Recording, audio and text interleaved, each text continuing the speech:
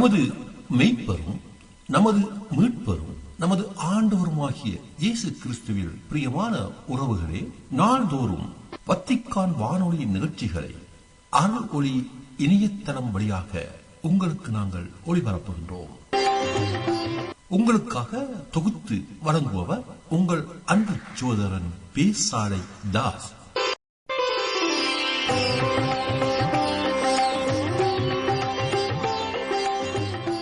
லவ்தேத்து இயேசுஸ் கிறிஸ்துஸ். இயேசு கிறிஸ்துவுக்கு புகழ். தமிழ் கூறும் நல்லுலகில் வாழும் அனைத்து அன்புள்ளங்களுக்கும் வத்திக்கான் வானொலியின் வணக்கம். இறைவன் உங்கள் உள்ளத்தையும் இல்லத்தையும் தன் அன்பாலும் அருளாலும் அமைதியாலும் இன்றும் என்றும் நிரப்புவாராக.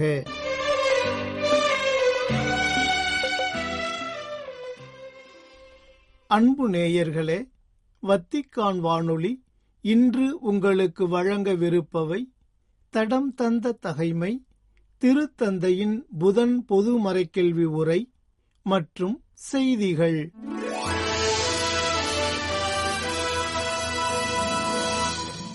தடம் தந்த தகைமை.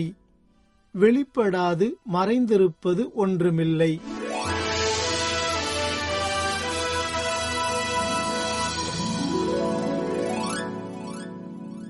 எவரும் விளக்கை ஏற்றி அதை ஒரு பாத்திரத்தால் மூடுவதில்லை, கட்டிலின் கீழ் வைப்பதுமில்லை.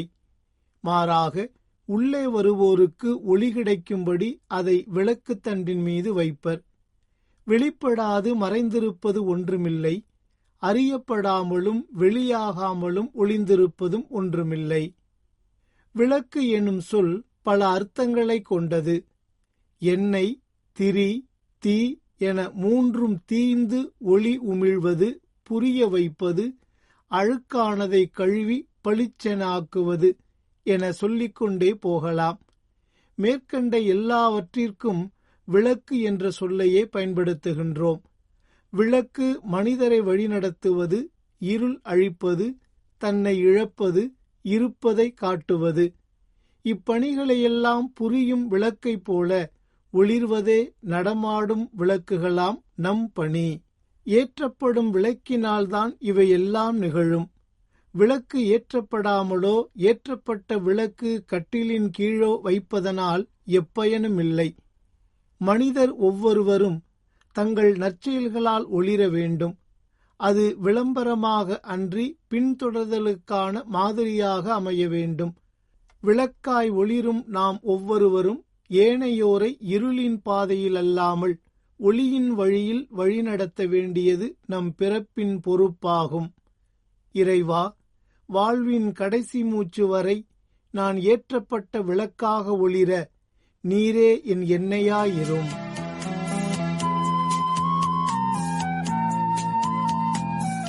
திருத்தந்தையின் புதன் பொது மறைக்கல்வி உரை. எத்துணை நன்று, எத்துணை நன்று, அத்தனை பேரும் ஒன்றி வாழ்வது. எத்துணை நன்று, எத்துணை நன்று, அத்தனை பேரும் ஒன்றி வாழ்வது. எத்துணை நன்று, எத்துணை நன்று.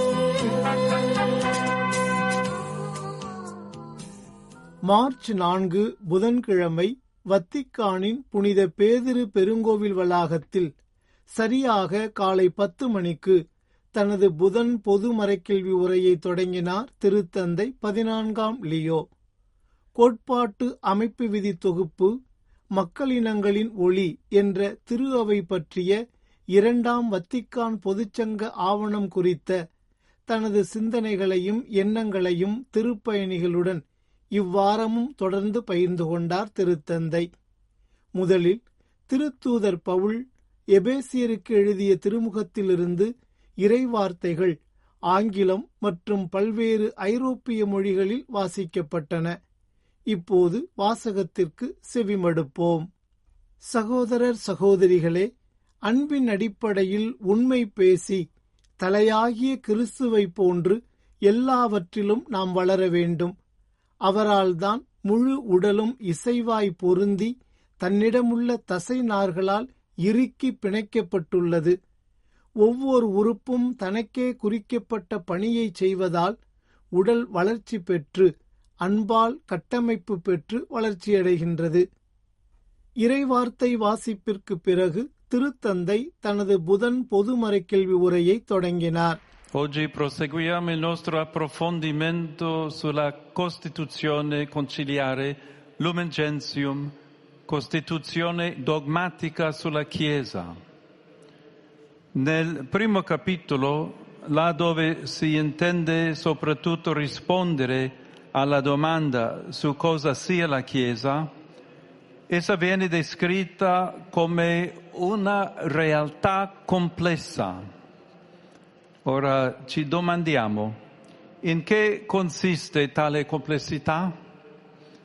Qualcuno potrebbe rispondere che la Chiesa è complessa in quanto complicata e dunque difficile da spiegare.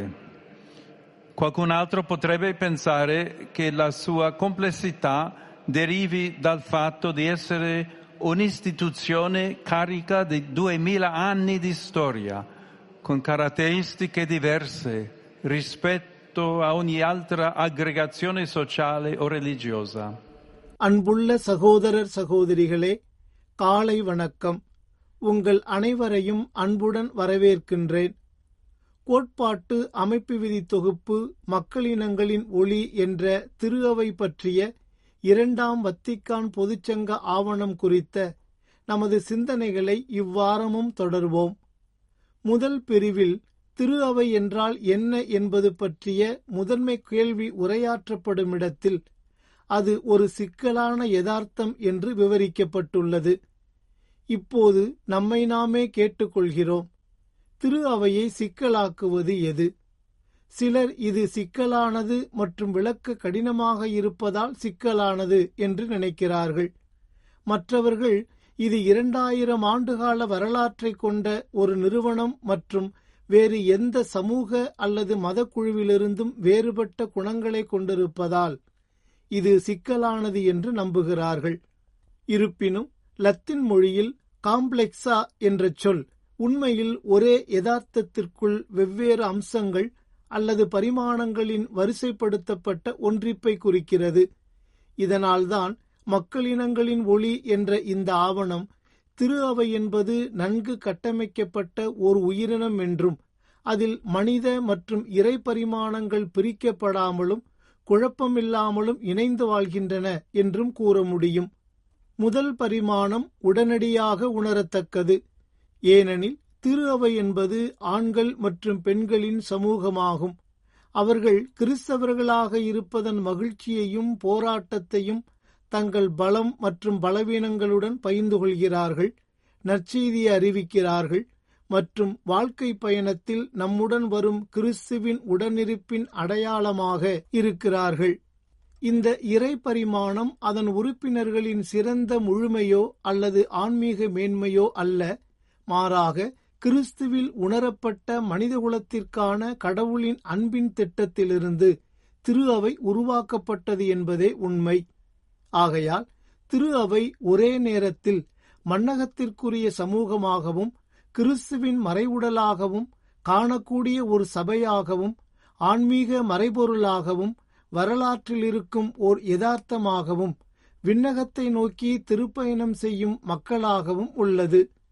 மனித மற்றும் இறைப்பரிமாணங்கள் ஒன்றுக்கொன்று மாற்றாக இல்லாமல் இணக்கமாக ஒன்றாக உள்ளன.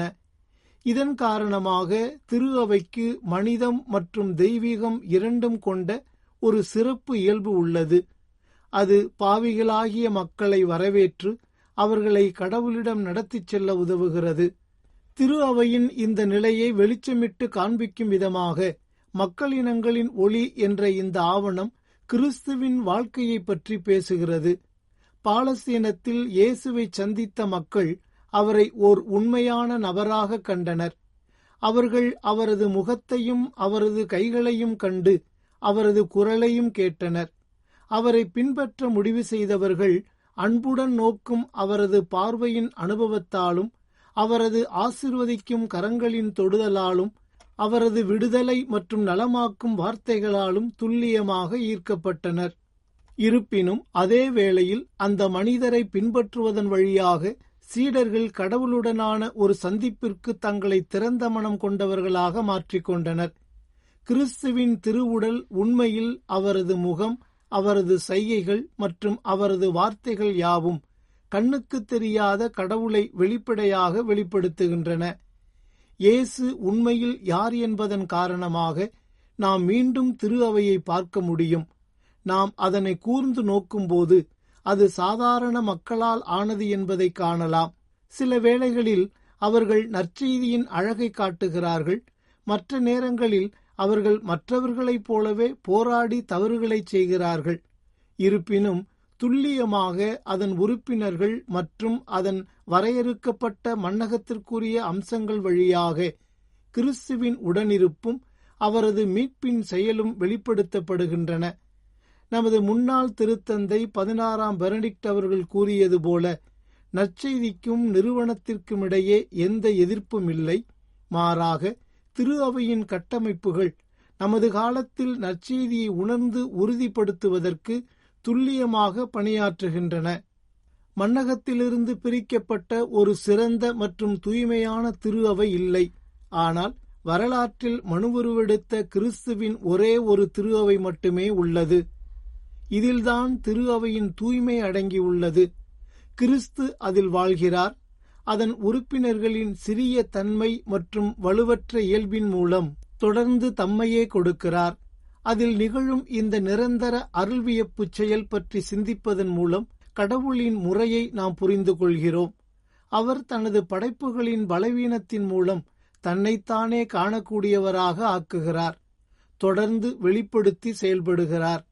இதனால்தான் முன்னாள் திருத்தந்தை பிரான்சிஸ் அவர்கள் நற்செய்தியின் மகிழ்ச்சி என்ற தனது திருத்தூது அறிவுரை மடலில் மற்றவரின் புனித பூமிக்கு முன் உங்கள் செருப்புகளை கழற்ற கற்றுக்கொள்ளுங்கள் என்று அனைவரையும் வலியுறுத்துகிறார்.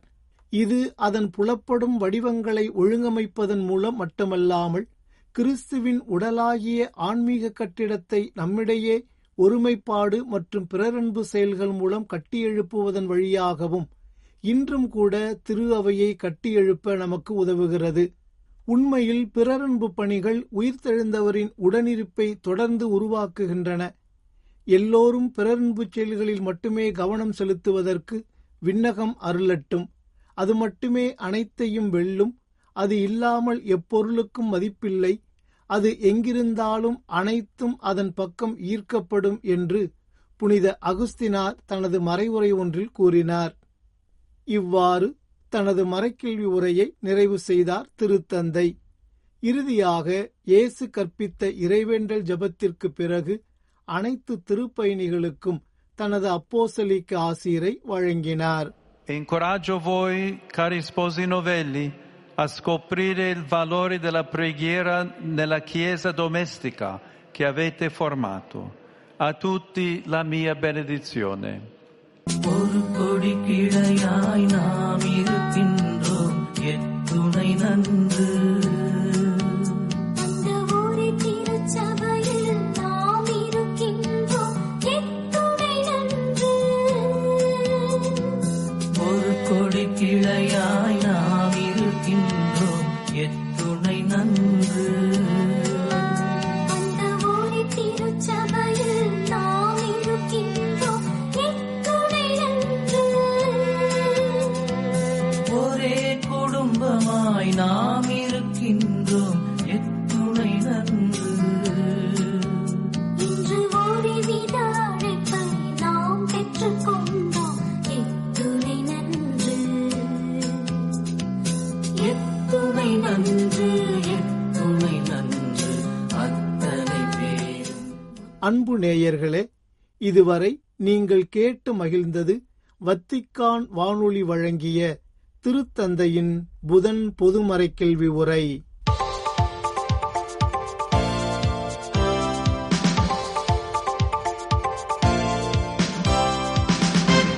செய்திகள்.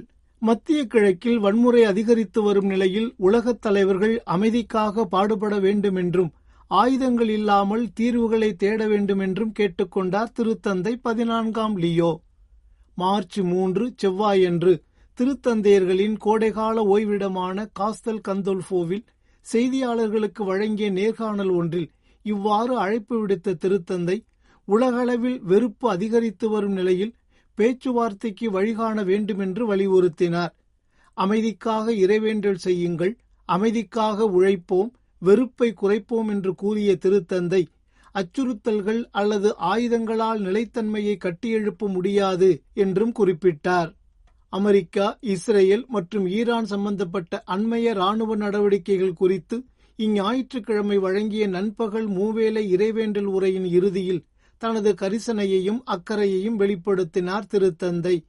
அப்போது நீடித்த அமைதி மற்றும் நிலைத்தன்மையை நியாயமான, நேர்மையான மற்றும் பொறுப்பான உரையாடல் மூலம் மட்டுமே அடைய முடியும், அழிவையும் துன்பத்தையும் கொண்டுவரும் ஆயுதங்கள் மூலம் அல்ல என்று உறுதிபட கூறினார் திருத்தந்தை.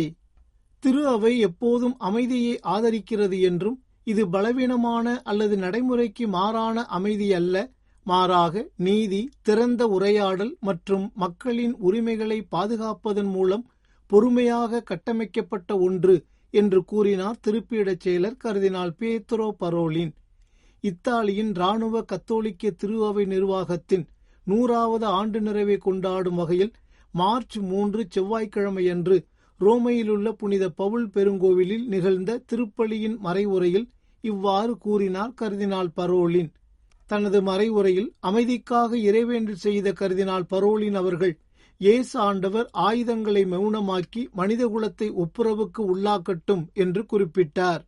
நீதி, உரையாடல் மற்றும் அறநெறிமுறை பொறுப்பை அடிப்படையாக கொண்ட அமைதி கலாச்சாரத்தை திரு அவை எப்போதும் ஊக்குவிக்கிறது என்பதை வலியுறுத்திய கர்தினால், சிலுவையை அனைத்து கிறிஸ்தவ அதிகாரங்களின் முன்மாதிரி என்று அழைத்தார்.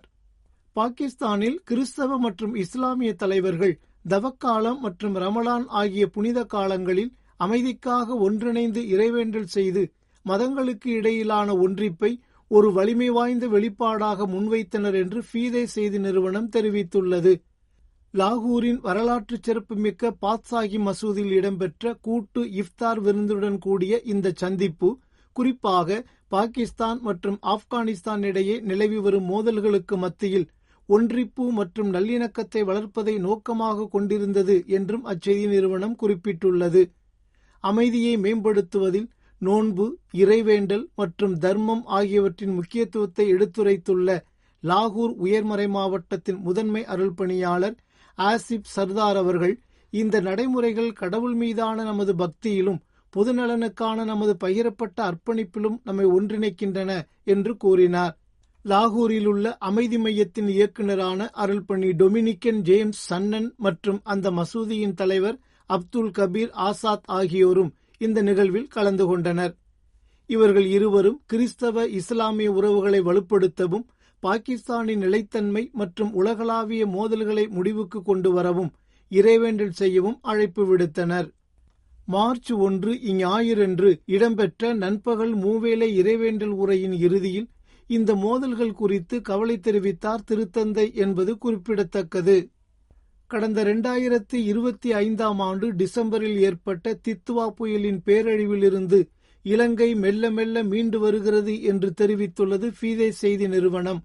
இதற்கு தீர்வு காணும் வகையில் அரசு தொடர்ந்து ஆதரவளித்து வருவதாகவும், இருப்பினும் பலர் இன்னும் புலம்பெயர்ந்தோர் முகாம்களில் தங்கியிருப்பதோடு வேலையில்லா திண்டாட்டத்தால் அவதிப்பட்டு வருவதாகவும் கூறியுள்ளார் பாப்பிரை மறைபரப்பு பணிகள் அமைப்பின் இயக்குநர் அருள்பணி ஃபாசில் ரோஹன் பெர்னாண்டோ. மேலும் இத்தகைய இன்னல்களுக்கு மத்தியிலும் மக்களின் மன உறுதி மற்றும் ஒன்றிப்பை பாராட்டிய அருள்பணி பெர்னாண்டோ அவர்கள், மக்களிடையே நம்பிக்கையும் ஒருமித்த குறிக்கோளுடன் கூடிய ஒன்றிப்பும் நிலவுகிறது என்று குறிப்பிட்டுள்ளார். மேலும் தொடர்ந்து நீடித்து வரும் பொருளாதார சவால்களுக்கு மத்தியில் இலங்கை மாதாவிடம் பாதுகாப்பு வேண்டி இறைவேண்டல் செய்யுமாறு விசுவாசிகளை ஊக்குவித்துள்ளார் கொழும்பு உயர்மறை மாவட்டத்தின் பேராயர் கர்தினால் மால்கம் ரஞ்சித். இத்துடன் வத்திக்கான் வானொலியின் தமிழ் ஒலிபரப்பு நிறைவு பெறுகின்றது. தொடர்வது அதன் மலையாள நிகழ்ச்சிகள். உங்கள் செவிமடுத்தலுக்கு நன்றி, வணக்கம். இதுவரையும் நீங்கள் செவியுற்றது வத்திக்கான் வானொலியின் இன்றைய நிகழ்ச்சிகள். மீண்டும் மற்றொரு வத்திக்கான் வானொலி நிகழ்ச்சியில் உங்கள் அனைவரையும் சந்திக்கும் வரை அன்பு விடைபெற்றுச் செல்வது உங்கள் அன்பின் பேசாலை தாஸ். Thank you.